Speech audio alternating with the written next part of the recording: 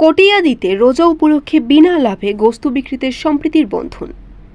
Packet করে স্তরে স্তরে সাজানো হয়েছে গোশত। চারদিকে গ্রামবাসীর জটলা লেগে আছে। কেউ এক প্যাকেট, আবার কেউ কয়েক প্যাকেট যার যার প্রয়োজন মতো গোশত কিনে নিয়ে যাচ্ছেন। ন্যায্য দামে বিক্রি হচ্ছে গোশত। এটা কোনো ব্যবসা নয়।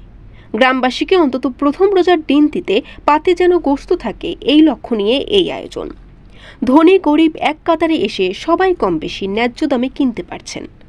আনন্দের আবহের মধ্য দিয়ে সবাই একসাথে গোশত সংগ্রহ করার দৃশ্য সম্প্রীতির সেতুবন্ধন সৃষ্টি করেছে, সামাজিক সম্পর্ককে করেছে শক্তিশালী।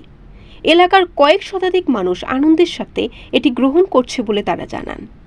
এমনিভাবে পবিত্র রমজান মাস শুরু উপলক্ষে সবার মধ্যে সম্প্রীতির বন্ধন ছড়িয়ে দিতে বিনা লাভে গোশত বিক্রি করা হয়েছে কিশোরগঞ্জের কটিয়াদী উপজেলার লোহাজুড়ি ইউনিয়নের কওমি মাদ্রাসা সংলগ্ন বাজারে। শনিবার 1 মার্চ সকাল থেকে দুপুর পর্যন্ত ইউনিয়ন ইসলামী যুব আন্দোলনের উদ্যোগে বিনা লাভে গোশত বিক্রি করা হয়েছে। এতে এলাকার তরুণ আলেমরা সহযোগিতা করেছেন।